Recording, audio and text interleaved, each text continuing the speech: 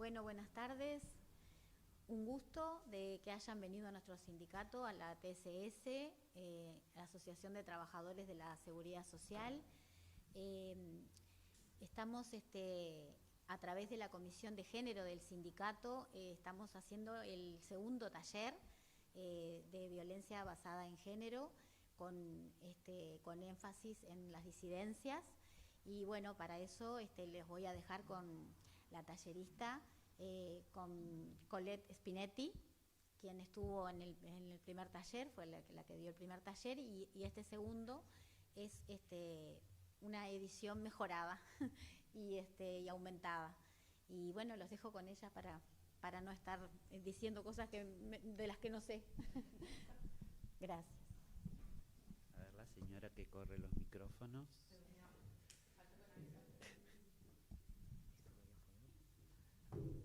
Sí.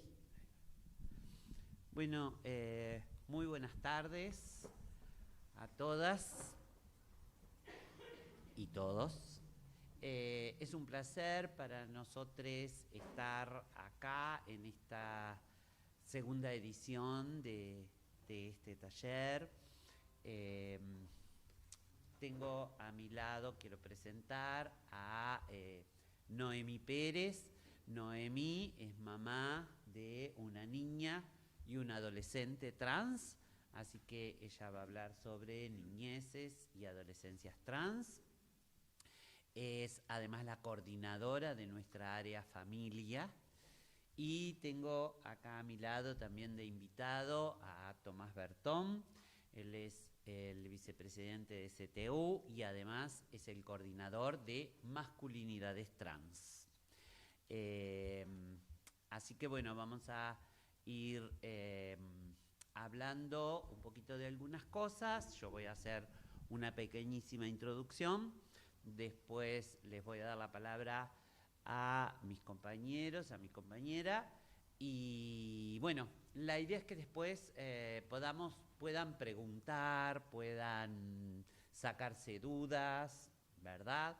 Siempre digo, no importa cómo hablemos ni qué expresión usemos, porque la vida es un eterno aprendizaje y estamos para aprender. Inclusive nosotros que nos atraviesa la identidad trans por nuestras vidas, por nuestros cuerpos, ¿verdad? Primero que nada, quiero decirles que habíamos hecho unas presentaciones preciosas, divinas, pero no tenemos cómo ponerlas. Bueno, no importa. Primero que nada, decirles que nosotros pertenecemos a CTU. CTU es el colectivo trans del Uruguay. Este colectivo se forma en 2017. Yo antes presidía otra organización, pero se convierte en CTU porque tiene una representación nacional. De hecho, tenemos referentes en 14 de los 19 departamentos y en muchos de esos departamentos tenemos núcleos de personas que se autorreconocen de CTU y que militan en CTU. Bien, de hecho ya pasó un aviso rapidito para la gente que sea de Canelones, en especial de Pando. Acá la gente de Canelones está organizando del 5 al 9 de septiembre una feria diversa en la plaza principal de Pando. El 9 también, ¿no? No, del 5 al 8. Bueno, soy vieja. El 9 va a haber a las 7, ¿no? A las 19 horas, un conversatorio en el CCP de Pando, donde se va a hablar de niñez y de adultez y adolescencia trans, que son temas, bueno, Noemí hoy va a hablar un poco de niñeces, pero bueno, son temas que no se tocan porque parecen que las personas trans fuéramos trans ya grandes, ya después de los 18 años, ¿verdad? Y parece que no hubiese vejeces trans y en realidad la vejez trans es una vejez muy triste y muy dolorosa. Sobre todo, y ustedes que son del gremio de la seguridad social, sin seguridad social y sin acceso a prestaciones de seguridad social, salvo ahora la pensión reparatoria.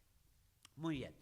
Entre otras cosas, CTU tiene como misión gestar un ámbito nacional de intercambio para aquellas personas que transitan la identidad de género trans y géneros disidentes del asignado al nacer, eso lo vamos a hablar, donde materializar instancias públicas de reflexión, producción de acciones de desestigmatización que fortalezcan sus capacidades de participación social y promuevan la garantía del goce pleno de sus derechos. Nuestra visión es constituirse en un espacio de referencia de las personas trans y géneros disidentes al género asignado al nacer de todo el país, destinado a articular y aunar su lucha en la reivindicación de los derechos vulnerados con el objetivo de apoyar su integración plena en la sociedad, cosa que por suerte estamos empezando a lograr. CTU es una organización que se divide en áreas. Cada una de esas áreas tiene su coordinador, su coordinadora, su coordinadore, ¿verdad? Entre ellas tenemos el área de feminidades trans, coordinada por la compañera Luján Sosa, masculinidades trans, coordinada por Tommy, territorialidades, coordinada por Laura Martínez, familias, familiares y amigues, coordinadas por Noemí, privación de libertad. Nosotros con Tommy trabajamos con personas trans privadas de libertad, creo que lo hablábamos el taller anterior, pero es un tema que a la comunidad LGBT en general, y más aún en la agenda internacional de la comunidad, es un tema del que no se habla porque da vergüenza. Como no se habla de la violencia dentro de la comunidad LGBTQI+. Y las dos cosas existen y hay que hablarlas porque lo que no se habla se invisibiliza. Tenemos un área de adolescencias que lo lleva adelante Agustina Carrión, que es una compañera adolescente trans de Mendoza Chico, Florida. Tenemos un área de artística e intervenciones públicas que lo lleva adelante Brian Olivera, queridamente llamado Pagano.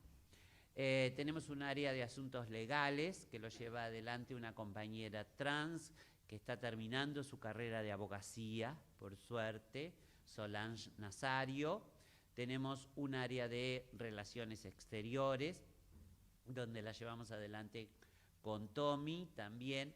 Tenemos un área que se generó ahora, hace muy poquito, porque bueno, había una necesidad de las personas, un área de personas no binarias que la lleva adelante Cami González. Un poco para presentarles. Bueno, como les decía, tenemos CTU en 14 de los diferentes departamentos, también trabajamos en redes. En el Uruguay trabajamos con el bloque trans y disidente, que es un bloque donde participamos 16 organizaciones de la comunidad LGBT. A nivel internacional trabajamos con la RIE, que es la Red Iberoamericana de Educación LGBT. Trabajamos con Corpora en Libertad, donde tenemos la Secretaría, que es la red de trabajo con personas LGBTQI+ privadas de libertad. Trabajamos con el Observatorio LAC, que es donde tristemente vamos registrando los asesinatos de odio a personas trans, donde Brasil tiene el más alto índice en Latinoamérica, seguido por México. Somos parte de ILGA, somos miembros plenos de ILGA. ILGA es son sus siglas en inglés, pero lo digo en español, porque no sé inglés. La Liga Internacional de Activistas LGBTQI+, y somos parte también de la Red CAT, que es la red de colectivos americanos de hombres trans, donde nos representa Tommy. tenemos muchas acciones como, bueno, estos talleres, talleres en centros educativos, talleres en centros de salud.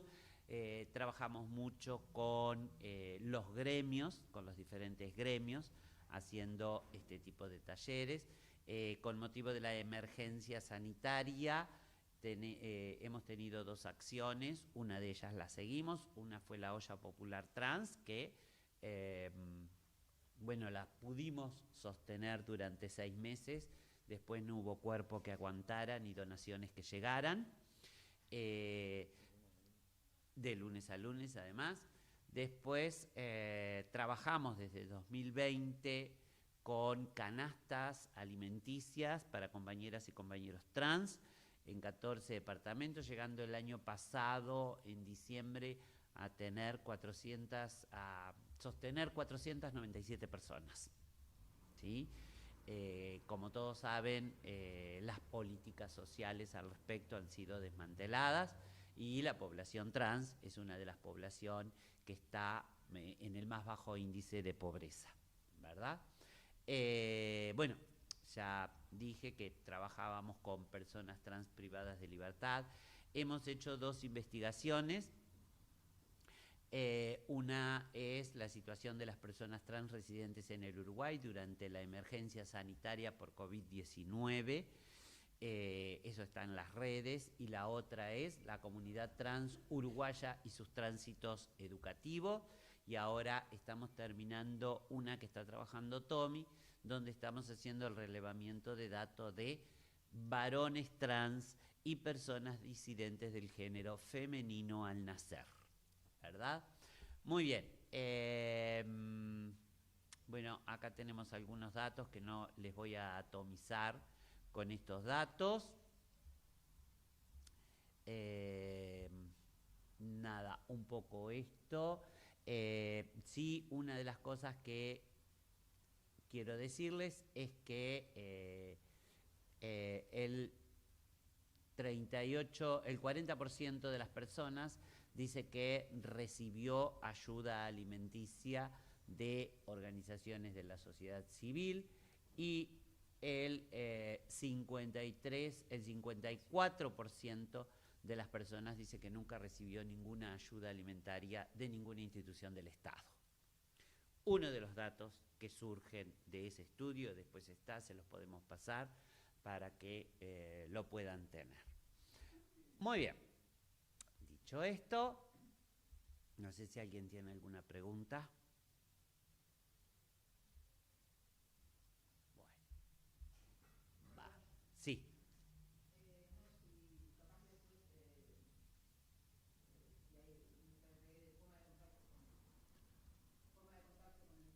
¿Cómo no? ¿Cómo no? Sí, sí. Les dejamos el teléfono, estamos en Instagram y estamos como colectivo. Colectivo-trans-Uruguay en Instagram y Colectivo Trans del Uruguay en Facebook. ¿Y el teléfono es? El teléfono es 099 21 16 88.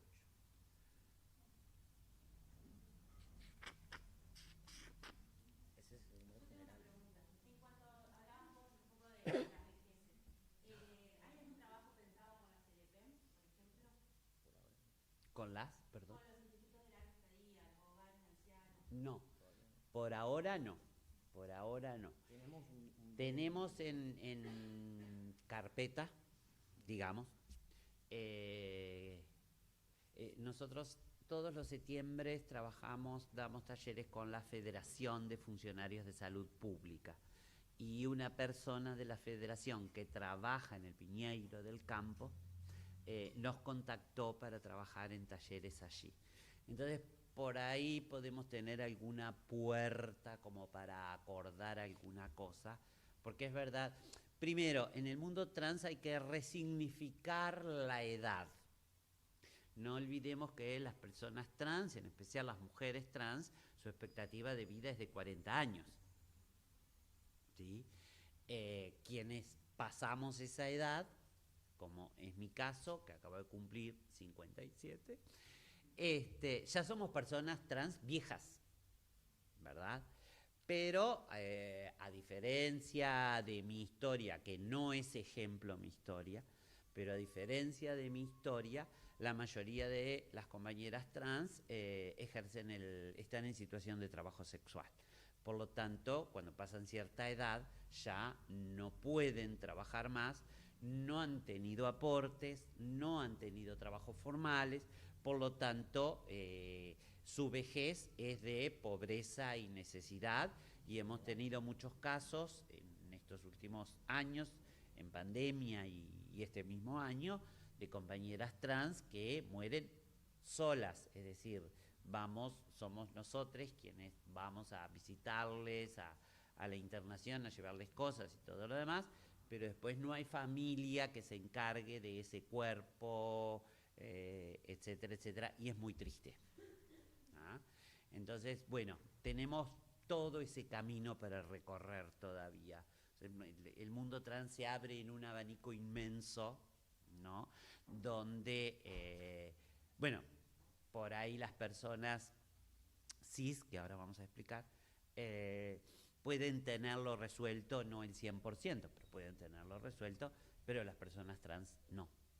Entonces se abre un abanico inmenso ahí. ¿Vas a trabajar con esto? Bueno, no, porque después me reta.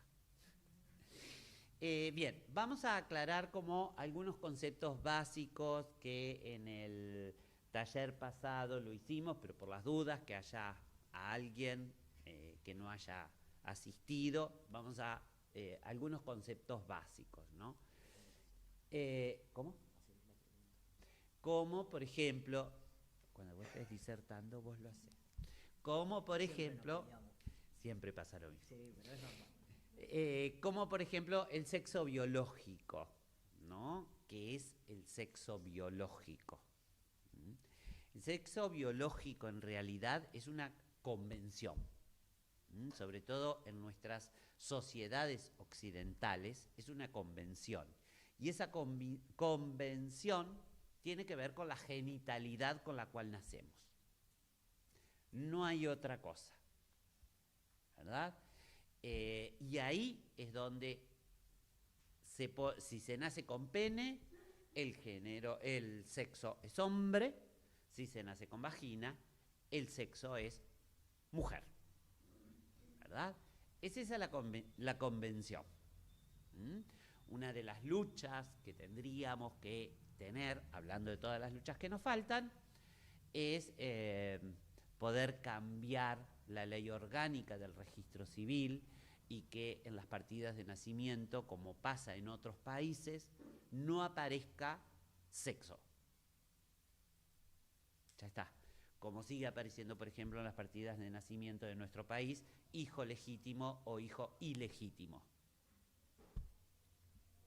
Es horrible. ¿Ah? Muy bien. Entonces, el sexo biológico es esto. A partir del sexo biológico que nos asignan, es el género que nos asignan. Tenemos que diferenciar sexo biológico es una cosa, género es otra. El género es una construcción social, dependiendo del lugar, el país, la historicidad que tengamos, es como se construye ese género, ¿verdad? Por lo tanto, el género siempre está de acuerdo al sexo biológico asignado al nacer. Y el género se va construyendo a través de los roles, por ejemplo, a través de las desigualdades, por ejemplo, de lo estético, de una cantidad de cuestiones que estamos cansadas y cansados de hablar, ¿verdad? No vamos a estar repitiendo cosas que ya sabemos. En nuestra sociedad, como lo decía recién, el género es binario, es masculino o femenino, ¿verdad? No hay otra. Muy bien. Después, para ir diferenciando, tenemos que hablar también de la orientación sexual. No es condición. no es elección. Yo no creo que alguien de ustedes le hayan dicho en un momento, bueno, ¿qué elegís? ¿Ser homosexual, bisexual, heterosexual, demisexual? ¿Qué elegís? A nadie nos dijeron eso, ¿verdad? Es también una construcción. Lo vamos construyendo. Y tiene que ver esto con la atracción afectivo-sexual que tenemos hacia otras personas. ¿Sí? Generalmente, las más conocidas, es, bueno, mío, estamos dentro de la categoría heterosexual. Si tenemos atracción afectivo-sexual hacia personas de nuestro mismo género, estamos dentro de la categoría de varones gays o mujeres lesbianas, de la homosexualidad en general. Y si estamos dentro, si sentimos atracción por ambos géneros, estamos dentro de la categoría bisexualidad, ¿verdad? Después existe la demisexualidad, la pansexualidad y toda una cantidad de cosas que no les voy a enloquecer porque ya la otra vez les enloquecí con algunas cuestiones. Muy bien. Ahora viene este tema, la identidad de género. La identidad de género es cómo nos autopercibimos, ¿verdad? Cómo nos vamos construyendo, cómo nos vamos identificando, cómo nos vamos pensando. Y acá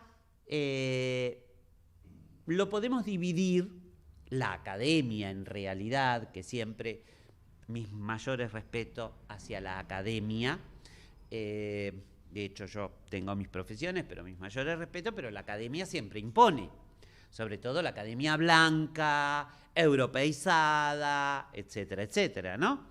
Entonces la academia dijo, bueno, aquellas personas que se identifican con el género asignado al nacer son personas cis, C-I-S, ¿verdad? Y aquellas personas que no se identifican con el género asignado al nacer son personas trans. Tomado esto de prefijos latinos, donde cis significa de este lado, miren ustedes, y trans significa del otro lado. ¿No? Miren ustedes esto también, ¿no? Evidentemente, yo siempre digo que evidentemente el género trans, y tendríamos que tener una gran discusión al respecto, porque personalmente soy de las que defiendo que deberíamos cambiar esta cuestión binaria y empezar a reconocer institucionalmente, ¿verdad?, el género trans. Porque, a ver, por ley yo me puedo cambiar mi nombre y mi género, pero me lo tengo que cambiar a mujer. Y yo no me identifico como mujer. Yo me identifico trans femenina. Entonces reivindico el género trans. Pero es una discusión, un debate que deberíamos darnos toda la sociedad y que nos va a llevar años salir de este binarismo, ¿no? Porque, como saben, hay mucha resistencia al respecto. Pero bueno, también siempre digo que el problema de la identidad trans es que las identidades trans ponemos en tensión una cantidad de cosas, ¿verdad? Por ejemplo, ponemos en tensión a la clase política, porque la clase política tiene que legislar. Y como decía Foucault, cuando se legisla, cuando se categoriza, es para dominar. Entonces la clase política dice, ¿qué hago con esto? ¿Qué hago con esto raro que me apareció acá? Bueno, elegíslo, se pueden cambiar el nombre, se pueden cambiar el género, y está bien y lo celebro, a ver si se me entiende. Pero sí hay una necesidad de legislar esto. Y esto también, como se deben recordar cuando estuvimos luchando para la aprobación de la ley integral para personas trans, trae una gran tensión social, ¿no? Una gran tensión social. Por ejemplo, las iglesias neopentecostales, con todo respeto lo digo, ¿no? Pero es de público conocimiento. Las iglesias neopentecostales que hasta juntaron firmas para que no se aprobara la ley, que salían con carteles diciendo tu vida trans... Tu estilo de vida trans.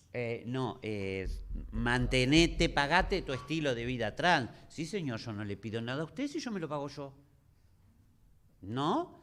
Que juntaron firmas, que después hubo un intento de derogación de la ley, que tuvimos que volver a salir a... Entonces ponen tensión, porque claro, si la religión sostiene, ¿verdad?, el discurso, Dios los creó, hombre y mujer, para reproducirse, ¡ay, me aparece esto raro acá! ¿Dios se equivocó? No. Quienes se equivocaron son ustedes. Quienes están enfermos son ustedes. Entonces ahí viene la medicalización, ¿verdad? Y ahí viene todo esto que está pasando actualmente en Brasil, por ejemplo, en Centroamérica, por ejemplo, que son las terapias reparatorias, no. Reconversión. Las terapias de reconversión, donde hasta te dan un título de que te curaste de ser homosexual. Y dentro de estas terapias de reconversión, una de las prácticas es la violación. Porque se supone que sos lesbiana, trans, gay, porque nunca probaste. Y eso existe hoy, siglo XXI. Y están empezando a aparecer muy solapadamente en Uruguay. Pero muy solapadamente. Están empezando a aparecer. Entonces, como yo digo, la identidad de género trans pone en tensión, ¿verdad? Pone en tensión al capitalismo, porque el capitalismo nos acepta como consumidores, como consumidoras, pero no nos acepta como trabajadoras y trabajadores. Es más, el capitalismo inventa constantemente ropa, maquillaje, zapatos, exclusivamente para personas trans. Hay una industria para personas trans. No, pero acá no vengas a trabajar. Acá no, porque me pones en tensión. Porque ¿qué hago entonces con eso? ¿Verdad? Y bueno, y muchas otras cosas que también pone en tensión. Para ir terminando, porque si yo me pongo a hablar no termino más, tenemos que hablar también, hablamos del sexo biológico, hablamos del género, hablamos de la orientación sexual, la identidad de género. Lo otro que tenemos que hablar es de la expresión del género. Es decir, cómo las personas expresamos nuestros géneros, cómo las personas nos mostramos hacia las demás personas. Y ahí viene un gravísimo problema. Porque, a ver, yo puedo tener barba, ¿verdad? Puedo tener el pelo corto, puedo usar traje, pero mi identidad de género es trans. Pero la otra persona me lee varón. ¿Se entiende? Entonces viene un gravísimo problema. O compañeras o compañeros trans que no tienen la base económica para, por ejemplo, hacerse una depilación definitiva, para implantes de mama, para hacerse mastectomía, esterectomía, ¿verdad? O no tienen apoyo familiar. Ahora cuando te toque hablas vos. O no tienen apoyo familiar, ¿verdad? Entonces, claro, entra una compañera trans acá, ¿verdad? Que se le nota la barba, que no tiene una vestimenta femenina, que no usa caravana y se lee varón. Entonces, eso también trae una cantidad de discriminaciones, violencias, estigmatizaciones, una cantidad de cosas. Ni que hablar de las estigmatizaciones que nos sucede con el cuerpo médico, ¿no? Y esto es algo que lo viví yo, nadie me lo contó. Cuando fui a control médico, donde la médica me preguntó, bueno, si en mi familia había habido cáncer de mama, yo le dije, bueno, sí, todas las mujeres de mi familia han tenido cáncer de mama. En un momento me pregunta si seguía menstruando. ¿What? Doctora, soy una mujer trans. Me dice, ay, sí, no lo había notado. Le faltaban lentes a la doctora, se ve. No lo había notado, te voy a mandar a hacer un examen de VIH. ¿Qué? ¿Perdón? Eso es estigmatización. Obviamente saltó todo mi discurso, ¿no? Pero imagínense una persona que no tiene los recursos para defenderse. No va más a un médico. No va más a un médico. Yo fui a una psiquiatra, y esto también me pasó a mí, una psiquiatra de mi sociedad, donde, bueno, estaba con un problema de salud mental y su contestación fue, bueno, pero usted sabe que al elegir la forma de vivir suya, todas las consecuencias que trae. ¿What? Doctora, yo no elegí.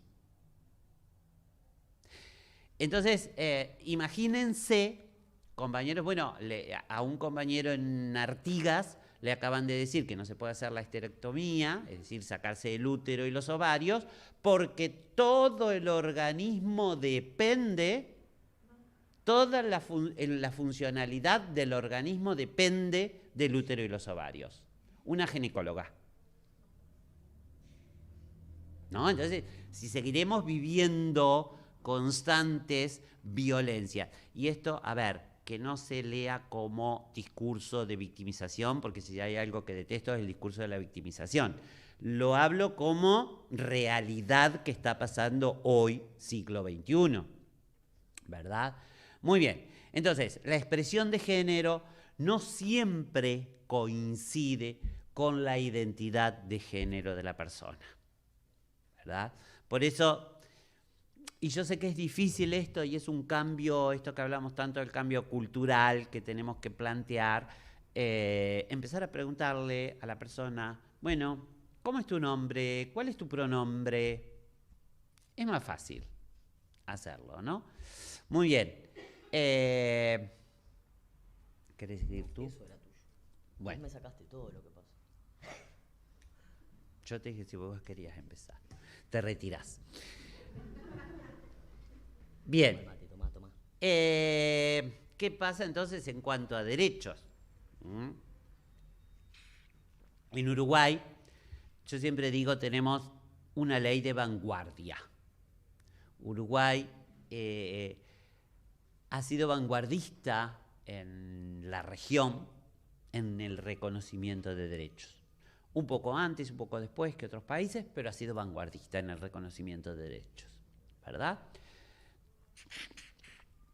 Pero pasan cosas como, por ejemplo, que la ley de violencia basada en género no contempla las masculinidades trans, por ser varones.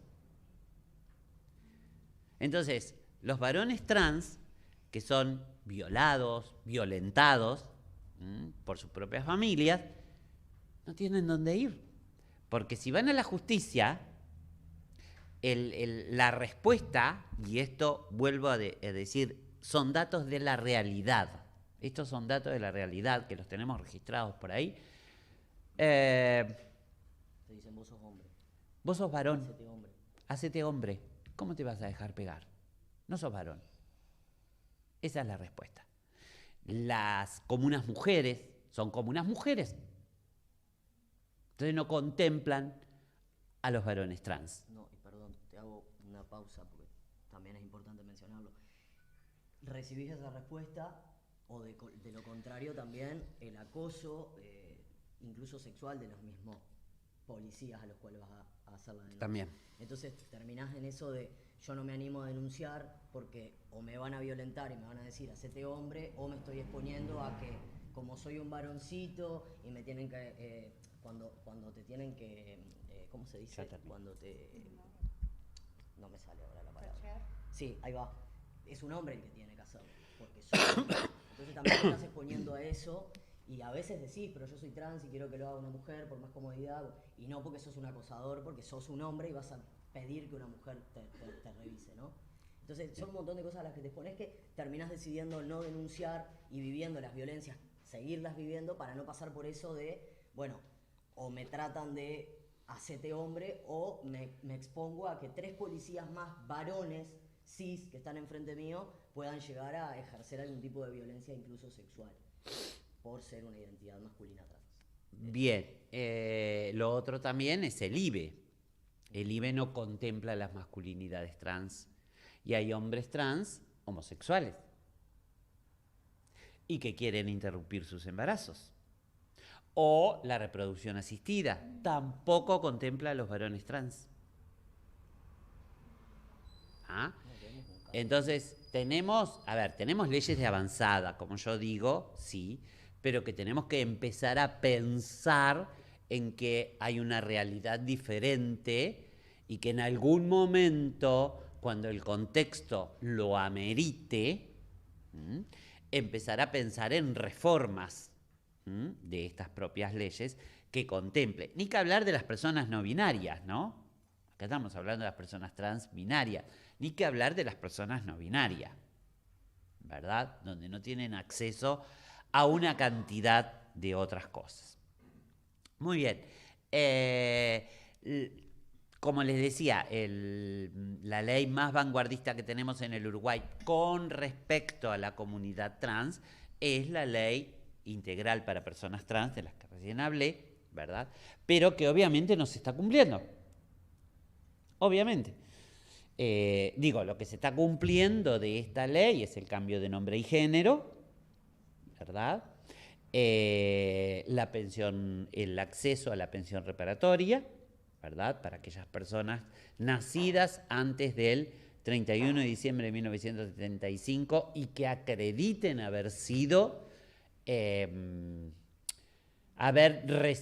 terrorismo de Estado por su identidad de género. No por otra cosa. Bien, que en este momento son 14.000 pesos, ¿verdad? Por mes. El cupo laboral, más o menos, siempre tenemos que andar peleando para que el cupo laboral salga. Después, de todo lo demás que dice la ley, nada se está cumpliendo. Nada. Absolutamente nada. Ni lo que tiene que ver con vivienda, ni lo que tiene que ver con cultura, ni lo que tiene que ver con educación, ¿verdad? Y menos que nada lo que tiene que ver con la libertad de expresión, en especial para las juventudes y para las niñeces, que va a hablar Noemí en este momento. Bueno, yo por mi lado dejo acá. No sé si querés hablar vos de las masculinidades trans o Sí, no, 2 cositas para reenganchar ahí con vos. la señora del micrófono. No, la verdad que... Ah, ya se fue. Igual se escucha bien. Sí, esto no precisa. Porque está transmitiendo. Está. Sí, está bien. Voy a aprovechar a hablar yo porque voy a tratar de ser breve y reenganchar un poquito con lo que venía hablando Colette. Sobre todo con respecto a las masculinidades trans. Nosotros somos visibles hace muy poquito, esa es la realidad. Existimos de hace mucho, pero nos reconocen de hace poco.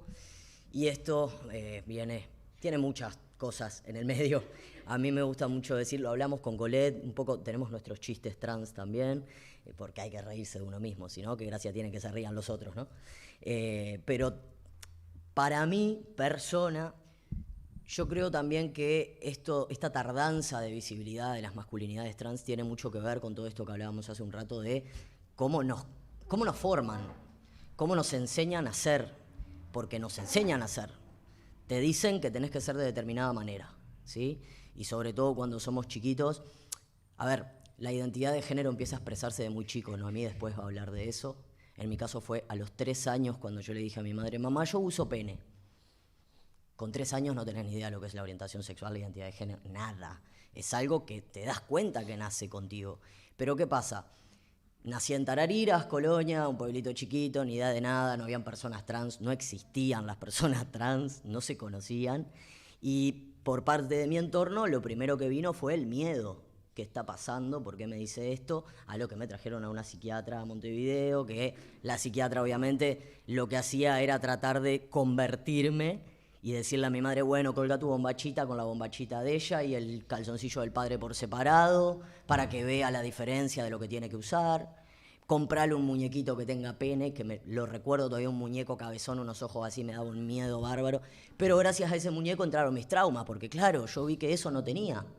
Y eso no era lo que yo me sentía en realidad, ¿no? Yo decía que usaba pene, como si fuera una cosa de sacarse y ponerse, totalmente normal. Pero a lo que voy, un niño no tiene ni idea de todos estos conceptos de lo que estamos hablando. Es indiscutible que nuestra identidad de género nace y crece con nosotros y que a medida que vamos creciendo, por ese mismo miedo o represión de nuestro entorno, también reprimimos nuestra identidad de género, ¿sí? Después, en la adolescencia, también empezamos como con esa rebeldía propia de la adolescencia, no por ser trans, pero siendo trans como que todo se multiplica, porque además tenemos la desesperación de que nos lean de la manera que queremos que nos lean, ¿sí? No queremos ir al almacén y que nos digan señorita, nos duele. Entonces el desarrollo en la adolescencia de una identidad trans es lo más sufrido. Pero ¿por qué todo esto? Por esas imposiciones, ¿no? La mujer tiene que tener el pelo largo, vestirse de rosado, ser ama de casa y casarse con un doctor que la va a mantener toda la vida y tener 3 hijos. ¿Tá? Porque incluso proyectan nuestras vidas desde antes de nacer dependiendo del género que nos asignan, ¿no? Desde la primera ecografía, cuando se sabe el sexo de la persona, se empieza a formar la vida, el entorno. Uno ni idea en dónde va a caer. Y esto trae la tardanza también de la visibilidad de las masculinidades trans. ¿Por qué? Porque a las mujeres trans, esto es mi pensamiento, y sé que Colette un poco lo comparte también, pero no es del colectivo, es mío. A la mujer trans se la educa, se la cría, se le enseña, desde incluso antes de nacer, a imponerse, a ir por todo lo que quiere, a conseguirlo, porque se lo cría bajo el mandato del hombre, del masculino. El hombre domina, manda, ¿sí? Lo sabemos. Se ocupa de los espacios, se ocupa del sostén de la casa, se ocupa de poner el cuerpo. Cuando a la mujer se la cría sumisa, agachando la cabeza, escuchando, haciendo caso. Y esto también tiene que ver con la visibilidad, porque ellas fueron quienes se animaron a salir primero a poner el cuerpo, ¿sí? Nosotros no, porque estábamos criados y enseñados, educados bajo ese mandato que nos dice, sos nena, te callás y obedeces. Eso tiene mucho que ver, para mí, con el tema de por qué tardamos mucho en visibilizarnos. Otra cosa también, la misma sociedad se enorgullece de los hombres trans, porque pasamos del género débil al fuerte. Entonces, la misma sociedad es la que te pone en ese lugar de hombre, y cuando te das 2 pinchazos de hormona, no sos trans ni sos mujer, sos hombre, ¿sí? Y la realidad es que para muchos compañeros trans, esto puede ser método de supervivencia, el pasar desapercibido frente a la sociedad, el que no me reconozcan trans, entonces como no me reconocen trans yo no lo voy a decir, porque jodemos que hasta en eso las hormonas son machistas, las compañeras pasan igual años hormonizándose y se sigue notando sus rasgos de nacimiento, y nosotros con 3 pinchazos nos salieron pelos, la voz, hasta las hormonas son machistas. Y bueno, eso también se usa, ¿no?, para pasar desapercibido y estar en un lugar cómodo, hasta que voy a un médico día X y resulta que el ginecólogo termina descubriendo que, primero, ¿qué haces acá? ¿Por qué te hacen un ginecólogo si sos varón? ¿Sí? Ahí qué pasa también, ahí vienen las violencias. Yo estaba cómodo, tranquilo, viviendo mi vida de hombre, pasando desapercibido hasta que empecé a tener la necesidad de y es necesario decir que soy trans. Me pasó a mí también, voy a dar un ejemplo. Nosotros no nos gusta el tema de la victimización, pero tanto lo que dijo Colette como lo que yo les voy a contar ahora pasó este año, acá en Montevideo, pleno Montevideo. Yo fui al médico porque hace 7 años que me hormonizo y tenía un sangrado. Y nosotros, hormonizándonos, no debemos desangrar, ¿sí? Se nos recomienda que, como mucho a los 5 años, nos hagamos el vaciado, nos saquemos útero, ovario.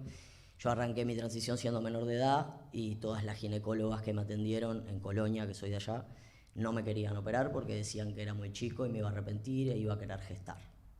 Esto me trajo hoy problemas de salud, obviamente, porque llevo 7 años hormonizándome y es una cosa lógica. ¿A dónde va toda esa sangre que se acumula en el cuerpo? Porque naturalmente tiene que salir, ¿no? Entonces, la tardanza de la operación que patean por miedo a que me arrepienta cuando soy yo quien debe tomar mis decisiones sobre mi cuerpo, me trajo problemas. La cuestión es que fui a un hospital supuestamente capacitado y preparado y amigable para trabajar con personas trans. Y bueno, ustedes todos saben que cuando vas a un médico, primero pasás por la administración que te pregunta qué te pasa, por qué estás ahí. Porque todo, bueno, soy un chico trans, 7 años en hormonas, sangrado, bla. Y la mujer me dice, ¿y qué te sangra? ¿Y qué te importa? No sé. Primero, a ella sí, la respuesta es que te importa, porque solamente sos una administrativa que tenés que tomar lo que te estoy diciendo y elevarlo a los médicos. Listo, ¿qué te importa? Pero después te ve la enfermera, que es la que te hace el control de la presión y de la fiebre y bla, antes de ver el médico. Lo mismo. De vuelta a explicar por qué estoy ahí y de nuevo la misma pregunta. ¿Sí? El tema fue cuando llegó el médico. Le hice la misma historia, soy un chico trans, estoy 17 años en hormona. Y el tipo me dice, ¿y qué te sangra, el pene o el ano? Y yo lo miré con mi mejor cara de te quiero partir al medio porque no puedo creer lo que me estás diciendo después de 15 minutos explicándote todo detalladamente para que esto no pase. Y se dio cuenta cuando le fui a decir, no, pero te estoy diciendo que soy... Ah, ya entendí. Bueno, vamos a hacer un test de VIH y un test de embarazo. Y además te voy a dar un pase para, escuchen esto, el Hospital de la Mujer. Este cuerpo, así como lo ven y como seguramente lo leen masculino, tuvo que ir al Hospital de la Mujer, en donde desde la camillera, la guardia de la puerta, la ginecóloga, las pacientes, todas eran mujeres. Y todas las caras eran, arriba mío estaban, obviamente. Yo tenía una compañera que me acompañó, que no le dejaban entrar porque fue plena pandemia, estaba afuera, y no sé si alguna vez entraron, pero en la sala de espera hay unos vidrios grandes y se ve clarito. Y ella estaba enojadísima porque desde afuera veía cómo me miraban y comentaban entre ellas. ¿Sí? Me llamó la ginecóloga, entré a la ginecóloga y la chabona me empezó a preguntar que con quién me acostaba yo. Primero me dijo, bájate la bombacha, que me parece que yo mucha cara de bombacha no tengo. Convengamos que es como una cosa media obvia, ¿no? Después de bajarme la bombacha, me preguntó con quién me acostaba, con quién tenía relaciones, podía ser algún tipo de preservativo que esté adentro mío, especulando que yo no sabía con quién mantengo relaciones y cómo me cuido. Y no contenta con eso, me hizo un test de embarazo. Ahora bien, mi problema principal, que era el sangrado, ¿lo resolvieron? No. Me daban fecha para hacer una ecografía transvaginal a los 5 meses. Recién a los 5 meses, cuando perfectamente podía darme un pase de urgencia sabiendo que estoy hace 7 años hormonizándome. No me parece tan difícil. Yo tuve las herramientas y la posibilidad y el apoyo para pagarme una clínica privada y hacerme los análisis. Yo. Los compañeros no la tienen, ni tampoco la fuerza ni las herramientas para enfrentarse a esas situaciones. Como decía Colette, se alejan completamente de todo lo que es la salud y terminan muriendo, y esa es la realidad. Bueno, en la clínica privada es un tema aparte porque también el ginecólogo no me dijo si me sangraba el pene o el ano, pero básicamente yo desconocía el procedimiento porque nunca lo había hecho y él estuvo más de 15 minutos metiendo y sacando un aparato dentro de mi vagina, preguntándome si me gustaban las mujeres o los varones, diciéndome que me baje la mascarilla para ver cómo era mi cara porque no se me notaba que era trans. Y no contento con esas agresiones, cuando fui a cambiarme y salí del baño me había dejado los análisis con un preservativo y su número de teléfono. Y encima sacó mi número de un archivo de una clínica privada y me escribió. ¿Sí? Para que se hagan una idea, todas las violencias que hay de por medio. Soy un referente, y pongo las comillas porque yo no me considero referente, creo que son los demás los que te consideran. Pero a lo que voy, tengo las herramientas para defenderme. ¿Qué pasa con quienes no? ¿Qué pasa con los compañeros que ni siquiera tienen la llegada a un colectivo que los respalde? Porque no conocen, porque no tienen redes, porque no tienen acceso a internet, porque son menores, porque los padres no los apoyan, por el motivo que sea. ¿Sí? Entonces, las violencias para las masculinidades trans son enormes. Primero porque no nos conocen. Pero ahora, ¿por qué no nos conocen? A veces no queremos que nos conozcan. Lo respeto. Sí lo respeto, no lo comparto. Yo soy una persona que reivindico también mi género trans. No me siento hombre. A mí la palabra hombre no me representa. No quiero ser hombre. Y con todo el respeto a los hombres que están acá, no quiero ser hombre si lo que significa ser hombre es lo que nos enseñan que tiene que ser hombre. No me sirve, no nací para eso. Sí soy masculino, mi expresión de género, como yo salgo a la calle, como me gusta verme en el espejo, es masculina. Y ahí vamos también a lo que nos imponen, porque hoy cuando Colette hablaba de todos estos conceptos y dijo, bueno, que la expresión de género y que el género se forman por roles y expresiones, y eso también es impuesto. ¿Quién nos dice que el hombre tiene que tener pelo corto y la mujer pelo largo? ¿Y por qué yo decido cortarme el pelo para que me lean varón? ¿Sí? Por eso, y lo digo siempre, por eso las personas no binarias vienen a rompernos las cabezas, porque se salen de absolutamente todo lo que nos dicen que debemos ser. Pero nosotros, como personas trans, seguimos siendo binarios por una necesidad de sobrevivir y de encajar también para poder pertenecer. Necesitamos hoy en día aún pertenecer a algo. Y la masculinidad trans no se sale de eso, sino por lo contrario, lamentablemente y muchas veces termina replicando esos patrones, ese mandato que se impone para una masculinidad. Esto del pasar desapercibido, que puede ser por comodidad, por método de supervivencia. También a veces suele ser, porque bueno, a ver, nos cruzamos con compañeros que ni siquiera vos los reconocés trans y te dan vuelta la cara en la calle. No quieren saber nada con el ser trans. Nos encontramos compañeros que su forma de vivir es desde las violencias, pero también hay que entrar ahí en el tema de cuál es el contexto en el que esa persona entendió lo que es la masculinidad, cuáles fueron las herramientas que tuvo para comprender lo que es la masculinidad. Por eso a mí me gusta hablar de nuevas masculinidades. Desde el colectivo siempre tratamos de que, bueno, llegan los gurises y obviamente lo primero que nos dicen es ¿dónde me hormonizo, dónde me cambio el nombre y dónde me opero? Es una desesperación, por lo mismo que decíamos hoy, la necesidad de que me lean hoy como yo quiero que me lean. Entonces lo primero que sentimos que debemos hacer es hormonizarnos, cambiarnos el nombre y operarnos, ¿sí? A lo que nosotros les dimos, no, sentate, vamos a conversar, estás seguro, lo haces por vos, lo haces para que las demás personas te lean de determinada manera. Porque eso trae cosas también, después trae consecuencias, no solo físicas, sino el poder llevar tu identidad. Yo siempre hablo de que la identidad de género trans tiene que construirse primero de acá y después de acá, ¿sí? Porque necesitamos realmente una fortaleza para sostener la vida que estamos encarando, la condición, ¿no?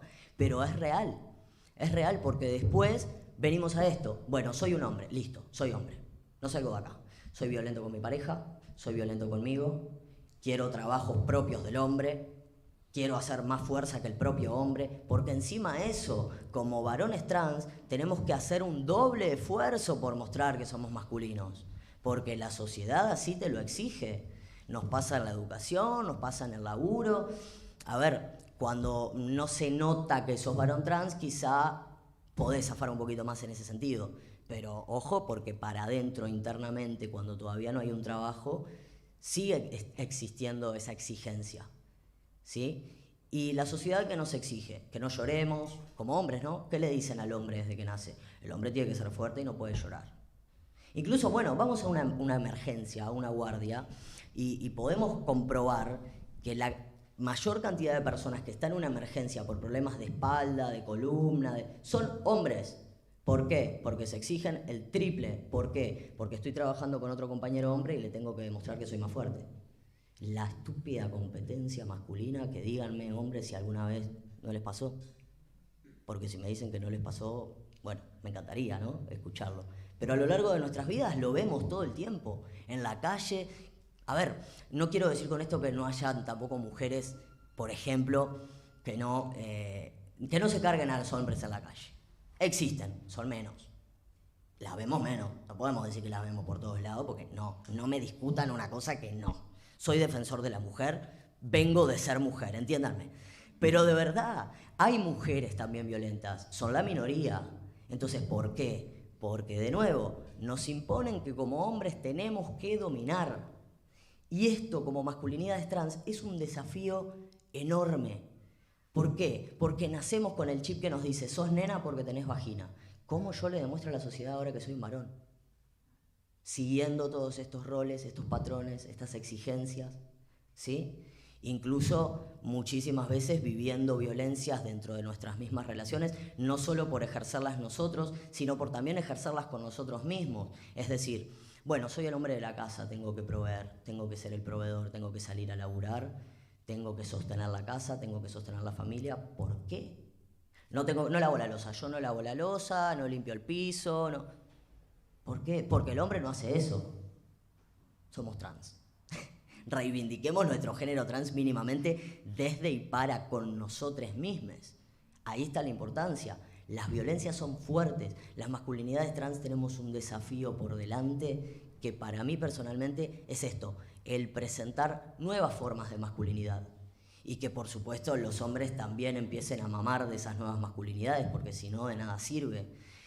Tenemos que enseñarnos y enseñarles un poco cuál es esa nueva masculinidad, que se salga de eso esperado, de también, y voy a traer esto, el tema de la orientación sexual, la heterosexualidad obligatoria. Es un tema horrible en nuestra comunidad transmasculina. Los compañeros varones trans, muchos, tienen relaciones homosexuales escondidos, porque les da vergüenza, porque no, como te hiciste hombre, ¿cómo te van a gustar los hombres? Hemos tenido respuesta de mismos compañeros que decís, soy bisexual. No, pero ¿cómo? ¿Cómo vas a ser bisexual? Si te hiciste hombre, ¿para qué te hiciste hombre? ¿Para qué hiciste todo eso? Entonces me estás diciendo que los gays no existen. Porque si yo me siento varón y me gusta un varón, ¿cuál es el problema de eso? Por eso también empezamos con esos conceptos, porque obviamente se mezcla mucho la orientación sexual con la identidad de género y son cosas que no se tocan ninguna con la otra y pueden variar totalmente, y hay tanta cantidad de géneros como hay personas en el mundo, muchos los desconocemos, incluso nosotros mismos. Pero bueno, ¿qué? ¿Vos me estabas tocando por algo? ¿O me estoy extendiendo?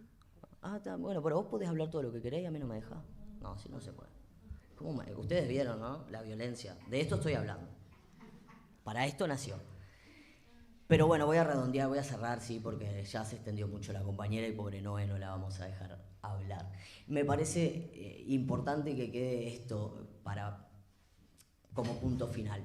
Hay un tema que tampoco se habla porque también avergüenza a la comunidad transmasculina y es el trabajo sexual. Las personas transmasculinas, los varones trans, los hombres trans, como quieran llamarle, también ejercemos el trabajo sexual.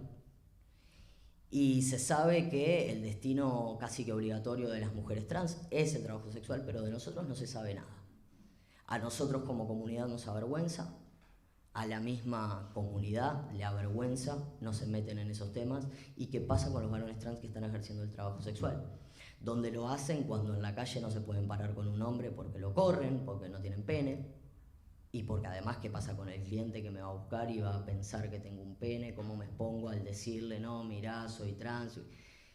Te estás exponiendo todo el tiempo. Con las mujeres trans o con las mujeres cis tampoco, porque te corren, porque no es lo que están buscando y porque también muchas veces podés llegar a hacer competencia. ¿Por qué? Porque somos un morbo. Lo nuevo es morbo. Somos un morbo. Somos las lesbianas con las que no pudieron estar y por eso ahora nos buscan. Es una realidad. Nosotros como hombres trans escuchamos muchas veces, vos sos lesbiana porque no probaste esta. Sí. Y ahora, a mí en este lugar de trabajador sexual, te pasa eso, ¿no? Ahora te voy a pagar, ahora voy a hacer lo que yo quiera contigo porque estás para mí, estás para eso. Entonces también es importante hablar de eso. ¿Dónde estamos parados? ¿Cómo ejercemos el trabajo sexual? Siempre hay que poner este tema sobre la mesa porque realmente no se habla y son muchísimos los compañeros trans trabajadores sexuales que están sufriendo muchísimas violencias y sobre todo por redes sociales, que es el lugar donde nos queda para publicar nuestros cuerpos y trabajar desde allí. Pero no sabemos quién está del otro lado. Bueno, está. ¿Ya está? ¿Estás contenta? Está. Pásale a mí. Sí, párate. Para que se enganchó ya, me parece. Está enganchado.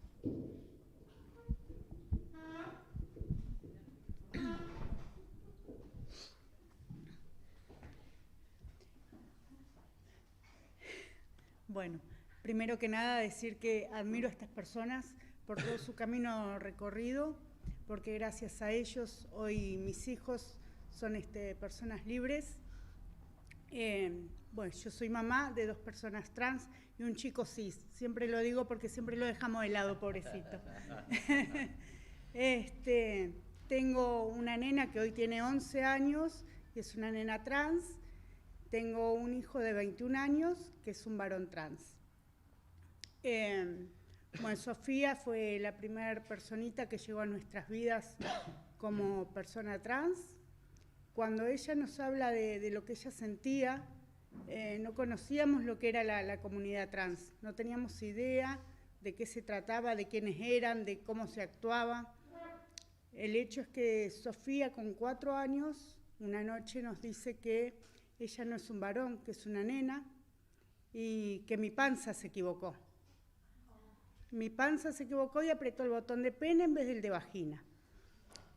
Por eso ella es una nena. Cuando me dice esto, lo primero que hacemos con mi esposo es buscar información. No entendíamos un pomo de nada. Fuimos a psicólogos, estuvimos por todos lados buscando a ver si era parte de su fantasía, porque es una nena muy pequeña, con 4 años podía ser un juego inclusive, desde la ignorancia nuestra, ¿no? Después que empezás a conocer y a entender, sabes que, como decía Tomás, a los 8 meses de gestación ya la persona trans ya sabe, la persona trans y las personas en general ya saben su género, falta poder ponerlos en palabras. Y bueno, y ahí recorrimos el camino con Sofía y fuimos aprendiendo. Tuvimos muchas luchas cuando cambió su cédula y su género. En el documento fue cuando todo esto de la ley ¿cómo es?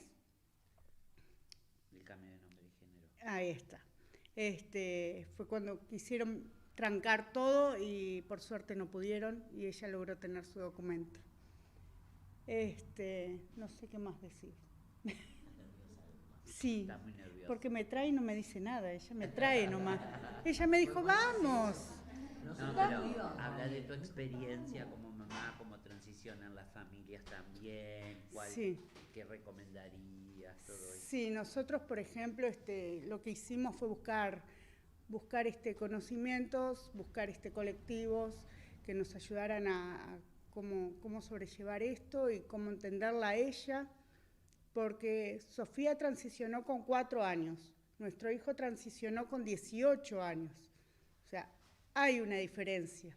Después de que ella ya logró su camino recorrido, Sofía, su hermano recién ahí nos dice de que él es un varón trans, y ya tenía 18 años. Habíamos hecho la fiesta de 15 y todo. Yo siempre lo curto a cohete porque, digo, nos ahorrábamos plata, mi amor, hubiese hablado antes. Y bueno, y la idea es esa, la idea es que la familia siempre encuentre dónde poder apoyarse. Nosotros nos apoyamos mucho en el colectivo y nada, y la clave es el amor, o sea, vos te abrís y sabes que tu hijo va a ser feliz y un niño libre es un niño feliz. Y aclarar que los niños no se hormonizan, los niños lo único que necesitan es ser libres, poder expresar su género, poder expresarse ellos, y nada, es eso. Y el apoyo familiar, en el momento que vos decís que tenés un hijo trans, perdés familia, perdés amigos y encontrás un montón de personas lindas. Pero en ese camino tenés que estar preparado para perder y encontrar gente. Y es eso. Con Sofi vivimos 2 momentos de violencia. Uno fue en la camioneta escolar, que fue de parte de un adulto. Eso es lo importante también. Los momentos de violencia que vivió Sofía, los vivió siempre por adultos. Nunca jamás por un niño. En la escuela ella llegó y dijo, soy Sofía, y ya el otro día los compañeros todos le decían Sofía. O sea, no hubo problemas en ese tema. Sí con una mamá y sí con la chica de la camioneta escolar. Pero se tomaron las medidas necesarias y ya está. La escuela, por suerte, se puso la mochila y dijo, vamos a explíquenos cómo seguimos, cómo la tratamos, cómo le decimos. No, lo único que tenés que hacer es decirle por su nombre y en el cuadernito que aparezca su nombre y ella feliz. Tratarla igual que cualquier otro niño. Y por ahí vamos. ¿Y lograron el baño en la escuela? Logramos el baño en la escuela, sí. Llegué. El primer día de escuela de Sofía fue increíble. Vamos a la escuela y ella iba de mi manito y yo le iba diciendo todo el camino porque cambiaba de preescolar, de 5 años a primero. Entonces cambiamos de escuela. Y iba todo el camino diciéndole, mira mi amor, que allá en la escuela no saben que tú sos Sofía, yo tengo que hablar con la maestra, o sea, recién estábamos en el proceso de transición. Tengo que hablar con la maestra, así que llego allá y me encuentro con 2 filas, nenas y varones. Hasta la fila la llevé y le dije, vos te quedás acá, en la fila de varones. Sí, mami, sí, me fui. Cuando llego a la escuela, la maestra me dice, yo tengo que hablar contigo. Digo, ¿qué pasó? Dice, ¿la anotamos mal o qué pasó? Porque ella fue todas las veces al baño de nena y cuando yo llego a la escuela a buscarla, ella estaba en la fila de nenas haciéndome una sonrisa oreja a oreja. Y ahí le expliqué a la maestra qué era lo que estaba sucediendo y nada, en el momento se quitaron los carteles de baños de nena y varones y se quitaron las 2 filas. Fue una única fila para nenas y varones y los baños eran baños. Eso es un aplauso a la institución. Sí, no, la verdad que sacarnos el sombrero con la escuela, siempre decimos lo mismo, la directora de ese año fue una genia. Y teniendo en cuenta, perdón, que es en Pando, solemos tener muchos problemas con el interior, muchísimos, porque hay cabezas más cerradas, porque hay información que es muy montevideocentrista, que no llega, hay herramientas que no llegan, entonces eso. No se te escucha. No se te escucha. Yo siempre felicito a Noemí. Es decir, yo les decía, en CTU tenemos toda un área de familias, que ahora hay como 37 familias que integran CTU, donde tienen niñeces y adolescencias trans. Nuestra niña más chiquita trans, que recién estuve hablando con la compañera, es Raiza, tiene 5 años, ¿no? Y además tiene como interseccionalidades, porque su mamá es migrante, son afrodescendientes, entonces hay una cantidad de interseccionalidades. Pero yo felicito siempre y le digo que siempre aprendo de las familias, ¿no? Que tienen hijas trans, porque, a ver, no es únicamente que la persona transicione, también transiciona la familia. Y la familia transiciona únicamente, como decía Noemí, en base al amor. No hay otra explicación. No hay ninguna otra explicación. Y también, como decía Noemí, tenés que prepararte porque vas a perder gente, pero vas a ganar gente. ¿Ah? Nos pasa muchas veces con algunas mamás o algunos papás que nos dicen, bueno, a ver, yo tengo el duelo, estoy viviendo el duelo, en el caso de los varones trans, de perder a mi hija, pero paralelamente, y eso lo dice la mamá de Tommy, pero paralelamente estoy viviendo la felicidad de recibir a mi hijo. Entonces, eso también sucede en las personas constantemente. También tenemos las otras posiciones, ¿no? Donde, bueno, y con esto de la ley de la tenencia compartida, no sé, pero que, bueno, mamá y papá están separados, ¿no? Y teníamos el caso de un chico que, terrible, vos psicóloga sabrás el esfuerzo que hacía. Él era un niño trans, de 8 años, pero cuando le tocaba la visita con su padre, el padre lo reprimía y él había optado porque aquellos fines de semana que le tocaba con su padre era nena. Y cuando volvía a la casa de la madre era nene. Todo lo que debe de haberle costado a ese chico reprimir eso. ¿Cuánto costó emocional? ¿Cuánto costó psicológico, no? Bueno, que la mamá tuvo que hacer todo un trámite judicial, ¿verdad? Que dimos con una abogada de nuestra comunidad, además feminista, sindicalista, yo qué sé, todo lo bueno que tiene que tener alguien.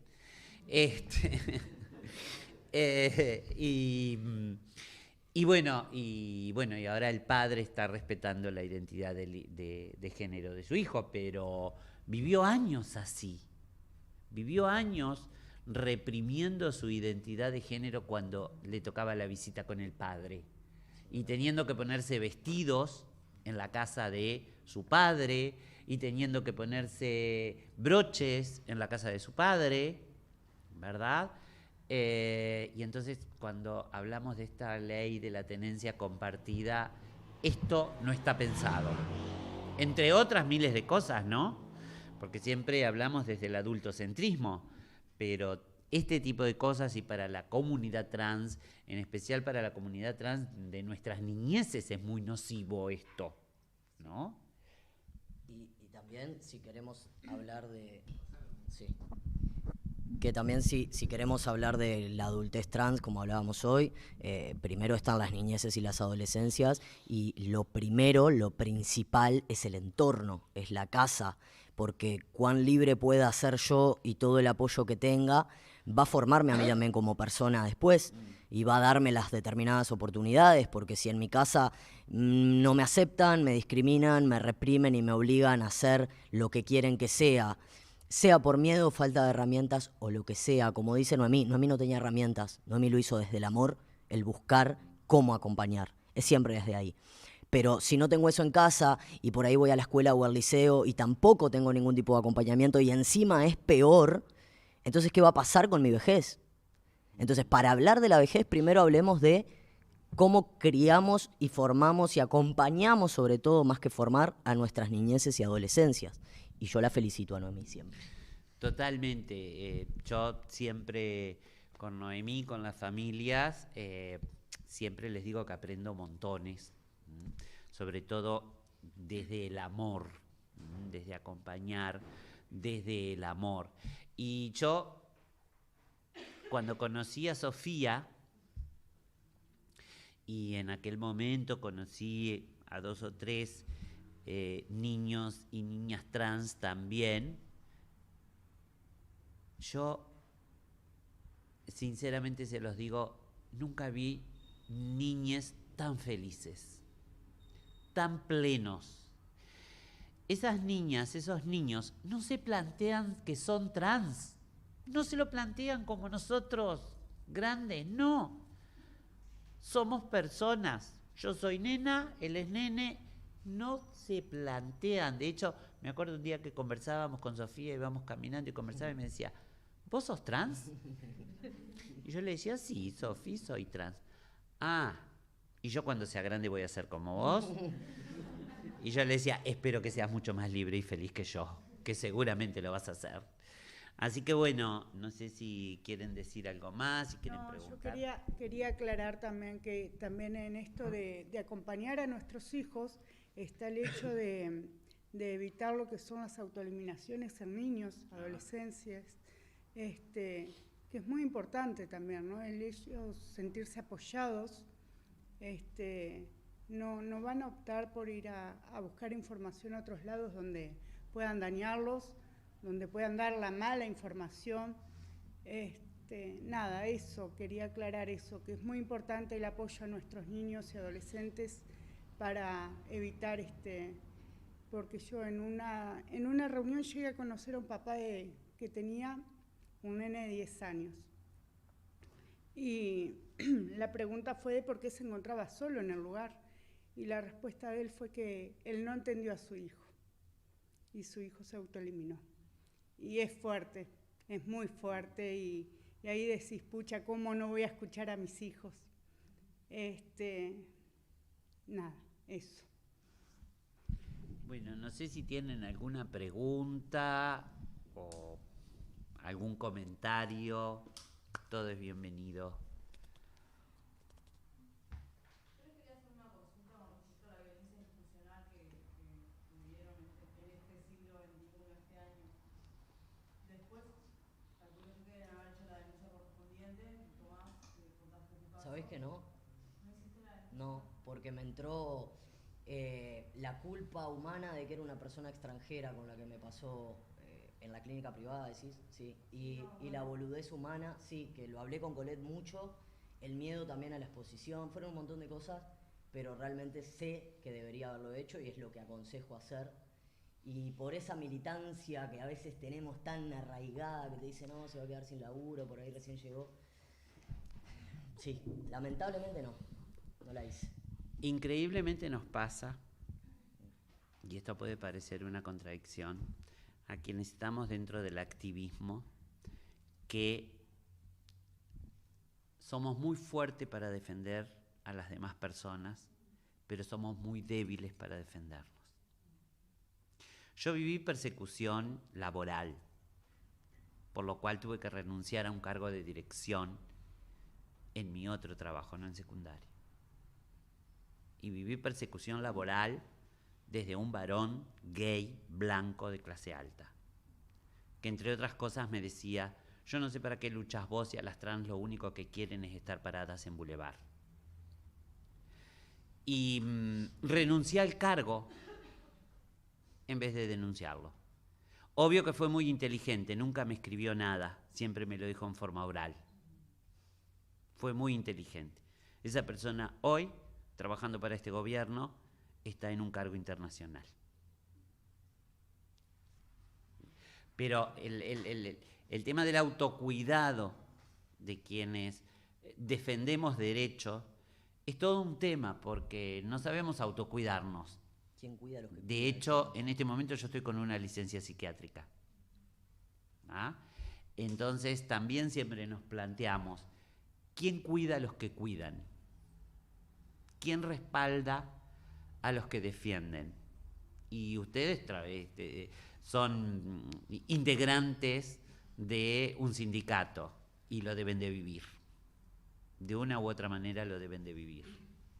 Entonces, también tenemos que ponernos a pensar como en esto.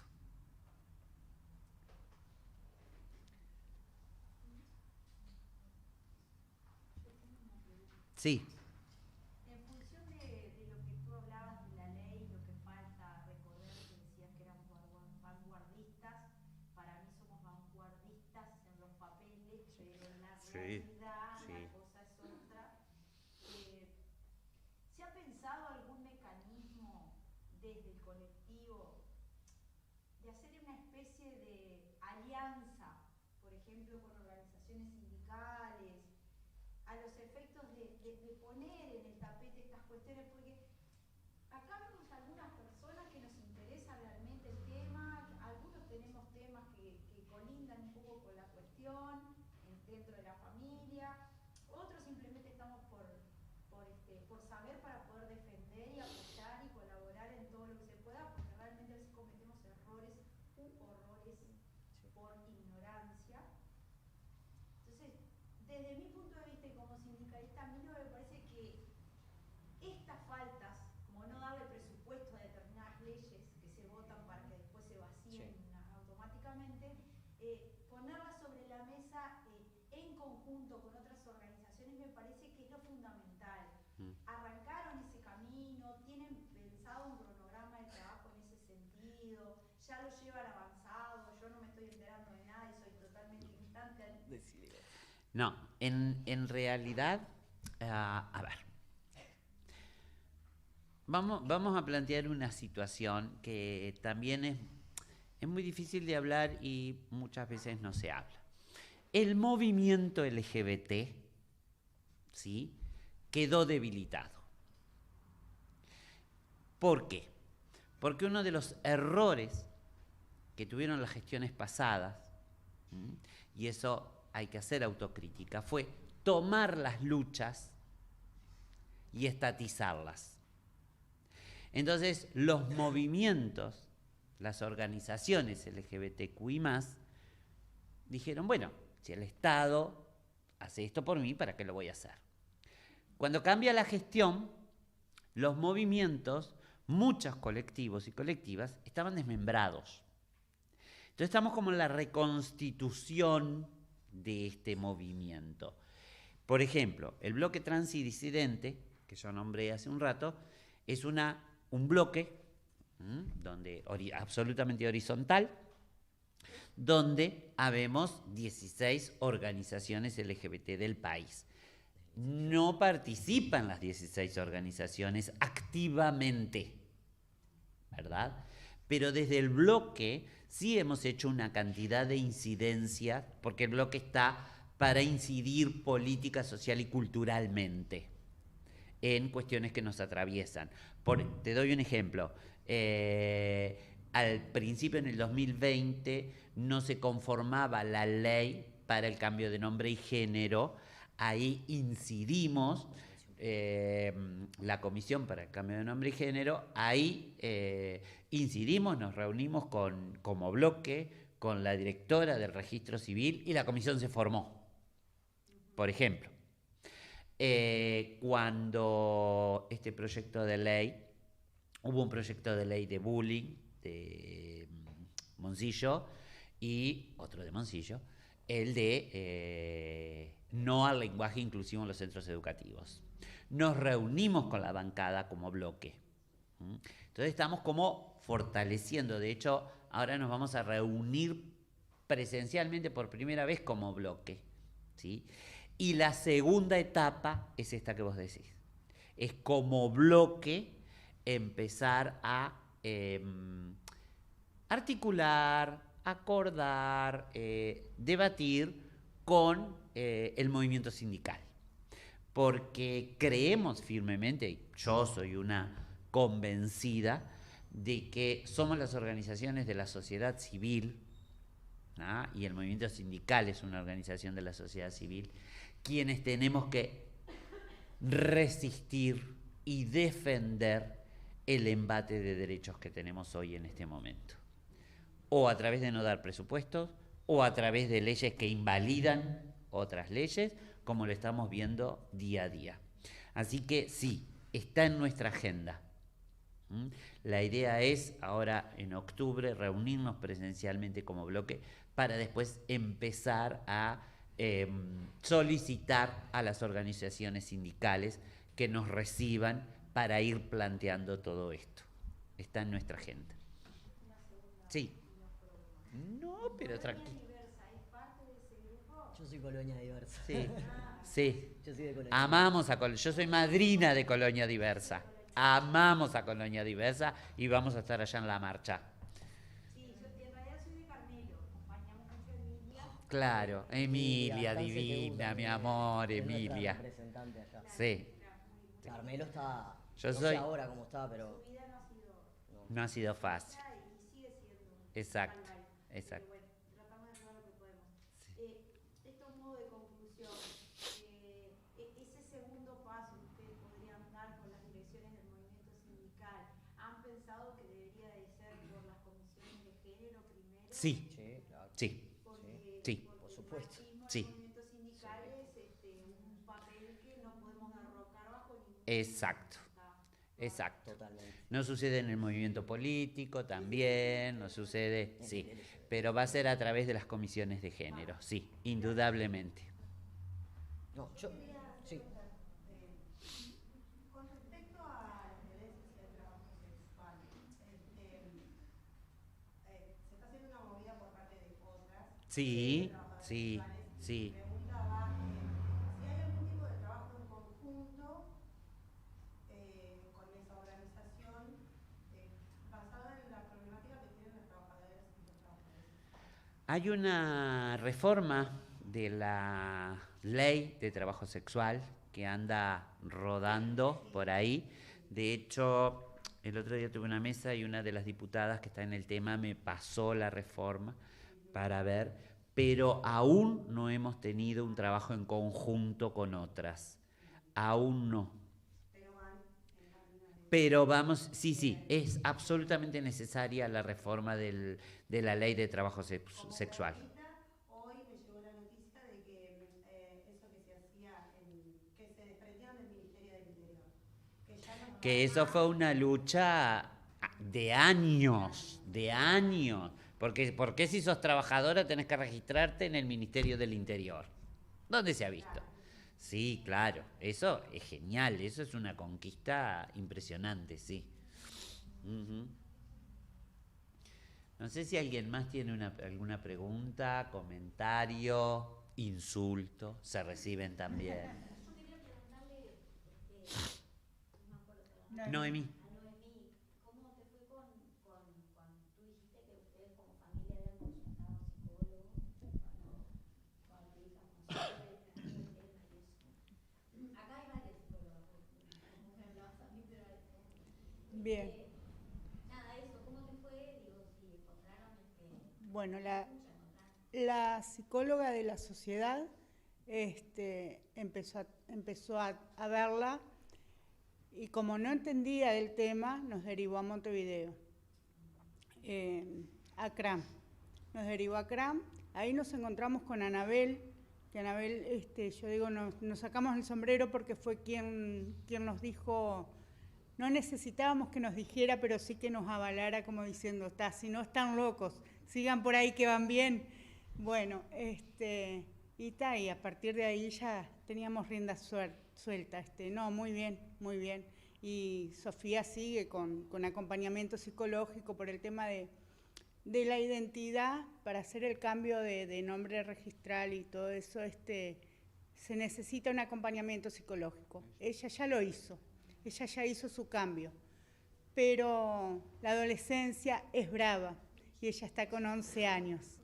Entonces, si es brava para una persona cis, cuanto más para ella, cuanto más para mí que soy la madre. Pero seguimos con el acompañamiento psicológico y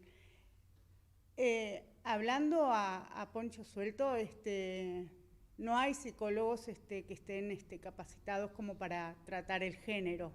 Vamos aprendiendo, igual que nosotros padres, como para saber de géneros tampoco, vamos aprendiendo con ellos, pero tienen muy bien la camiseta puesta con el sentido de querer aprender. Eso es importante. Encontrar el profesional que quiera aprender es importante. Sí. Hablaron de que habían 14 departamentos donde tenían registrarse. ¿En qué departamentos estarían faltando? Y si han asistido, por ejemplo, a las departamentales, a realizar charlas y demás, como para acercar el tema.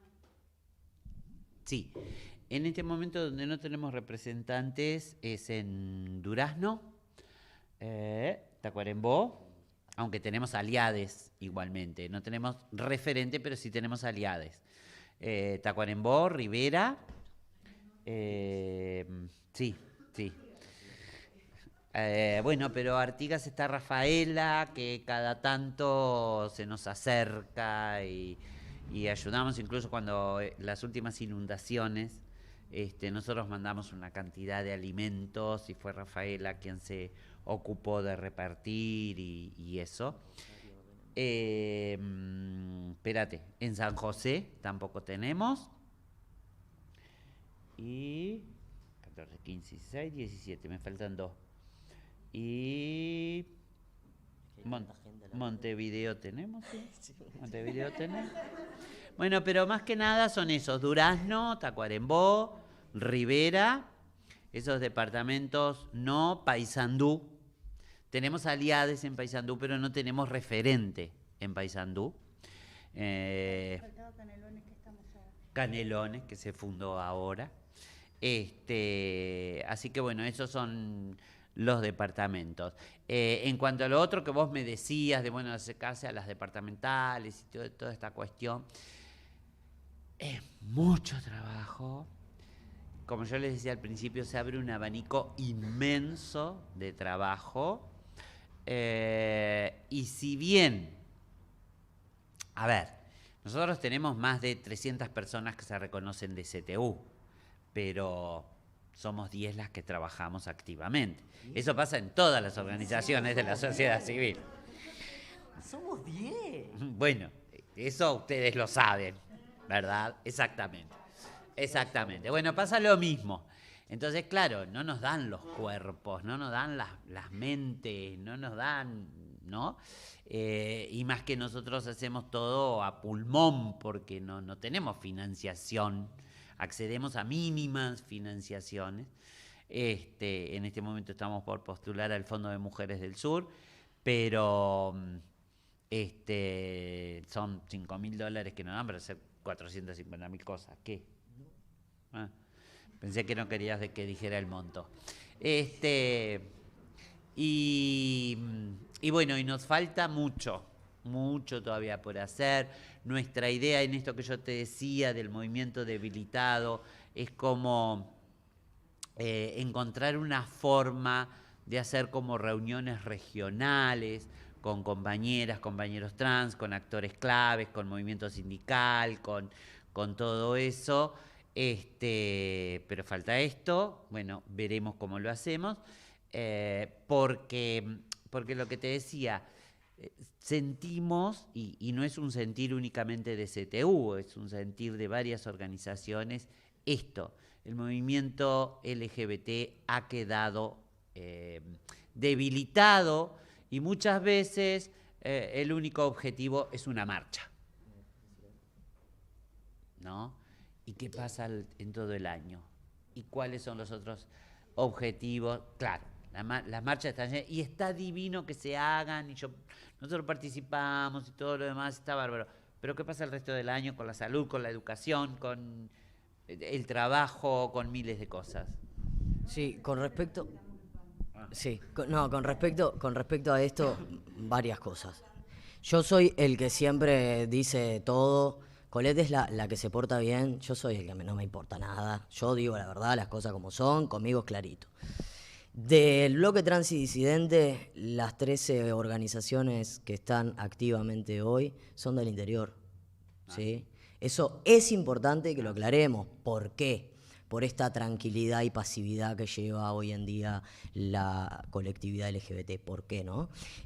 Por suerte, por ejemplo, el cambio de nombre hoy es un trámite administrativo. Por suerte logramos eso.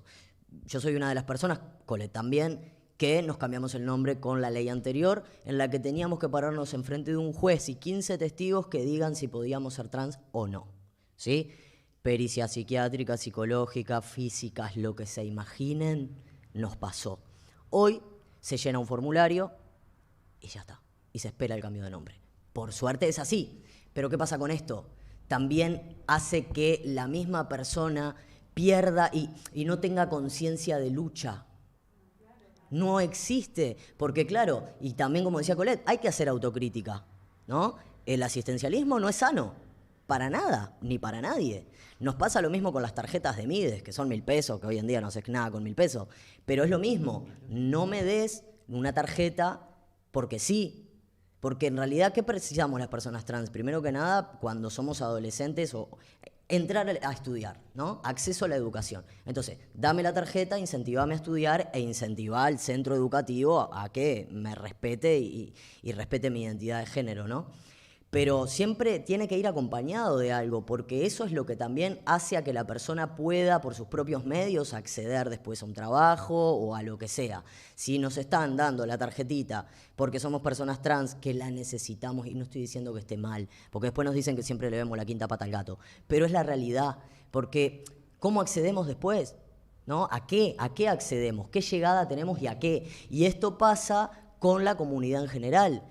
Bueno, sí, ya tenemos cambio de nombre, matrimonio igualitario, tenemos esto, tenemos lo otro, ya está. Y no está. ¿Qué hacemos en septiembre? Todo el mundo va a la marcha. Millones de personas en la marcha. Ahora, la gente tiene hambre. Estábamos entregando 497 canastas a personas trans.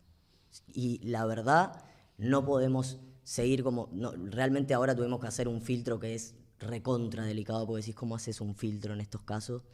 Pero porque nosotros pagábamos los envíos, pagábamos los insumos que faltaban para las canastas, de los bolsillos de las personas que podíamos poner algo y algunos desempleados y, como decía Colette, ni siquiera somos 10, somos 6, 5, ahí a la vuelta, estando firmes, ¿no?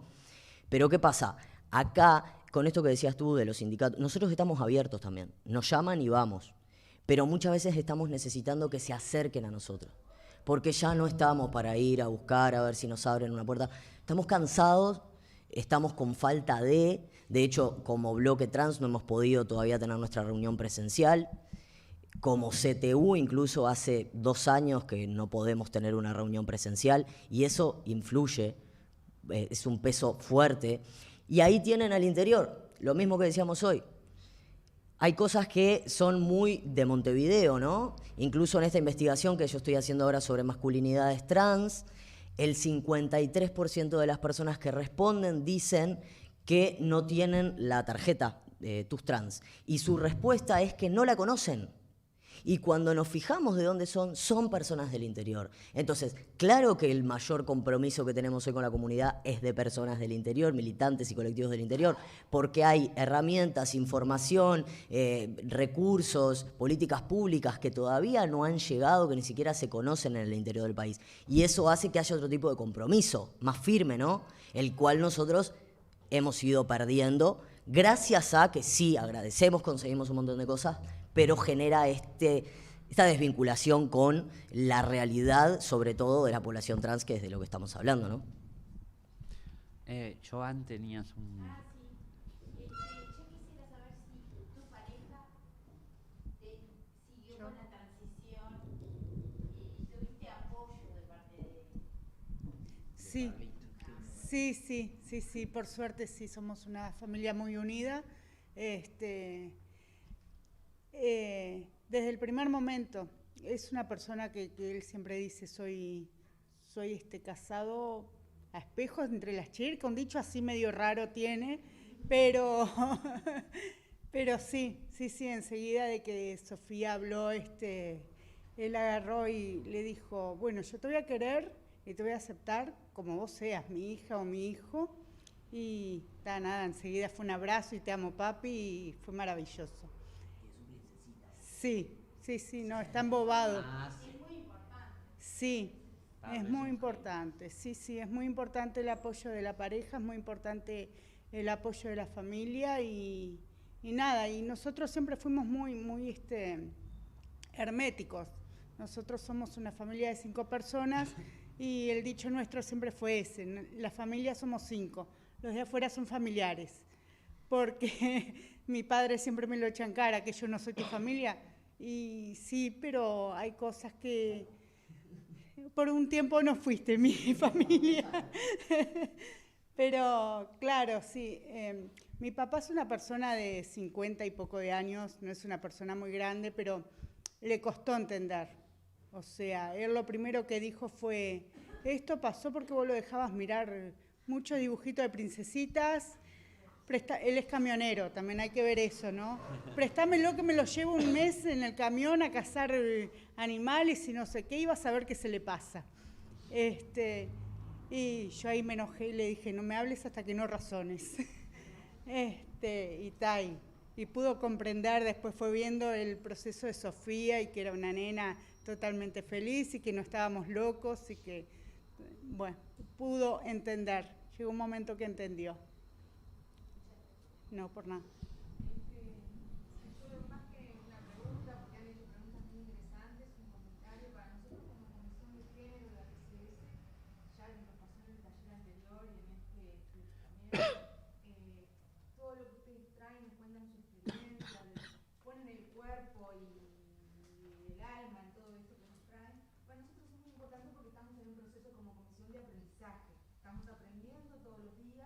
como decía hoy Colette, no hay que tener miedo a hablar y decir algo o preguntar algo, y que no sea porque estamos aprendiendo, es la verdad.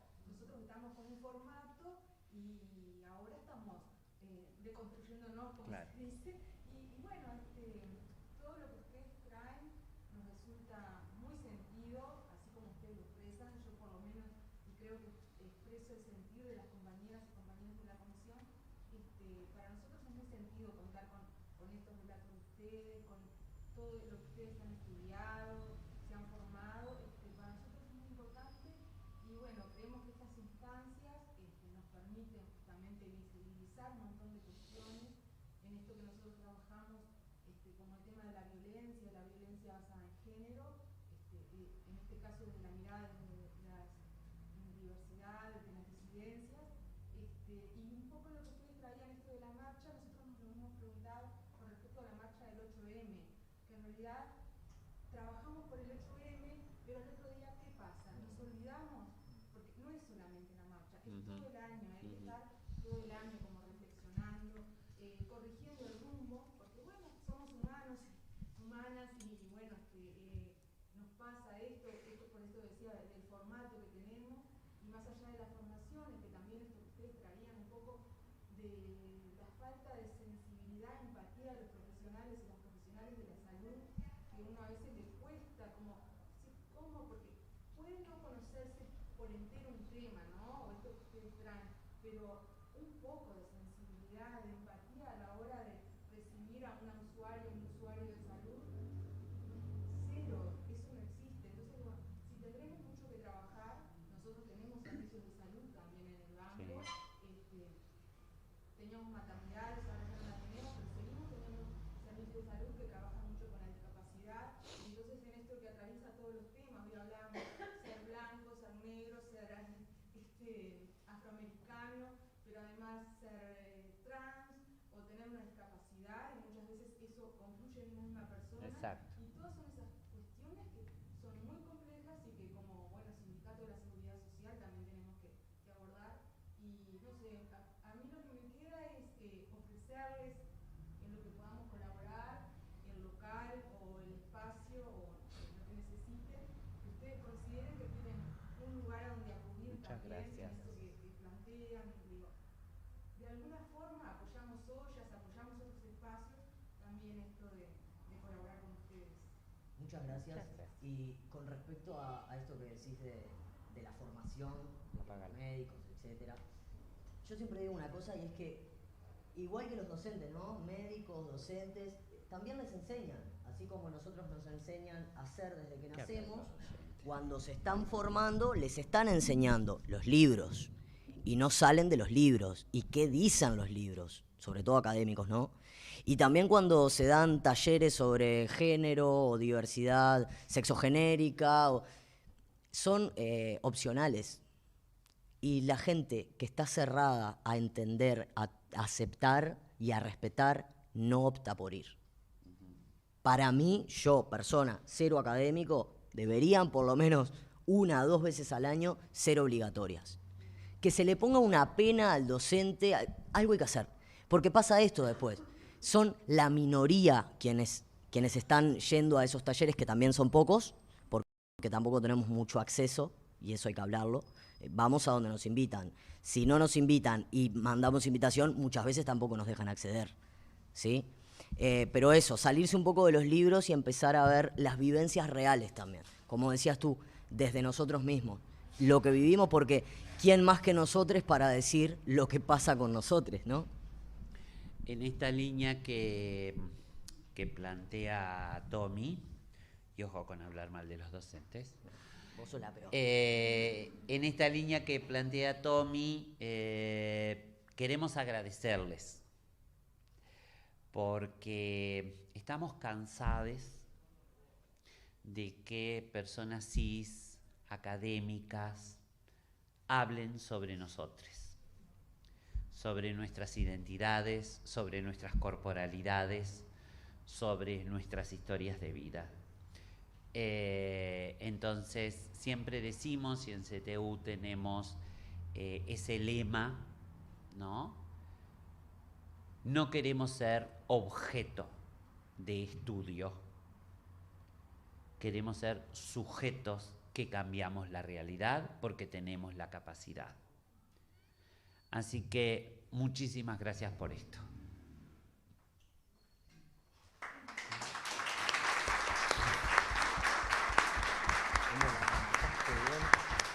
¿Viste?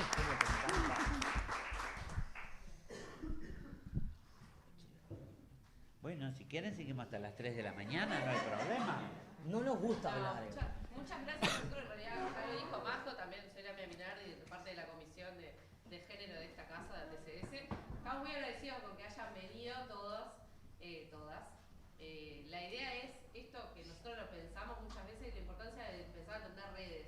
En esto de que somos muy pocos, siempre somos los mismos los que nos interesan estos temas. Acá adentro, y creo que pasa con las que hemos conversado, pasa en todos los sindicatos, y más o menos es como esto de empezar a hablar de estos temas que son necesarios y que nos atraviesan en la sociedad y en general después en la vida. Yo soy madre, es como esto de que también soñemos una sociedad mejor y bueno, para eso hay que hablar y empezar a trabajar sobre eso. Así que muchas gracias por venir y estamos en contacto. Ya tienen nuestros correos ahí para intercambiar esas cuestiones. Sean bienvenidos. Gracias. Muchas gracias. Sí, Obviamente. Natalia.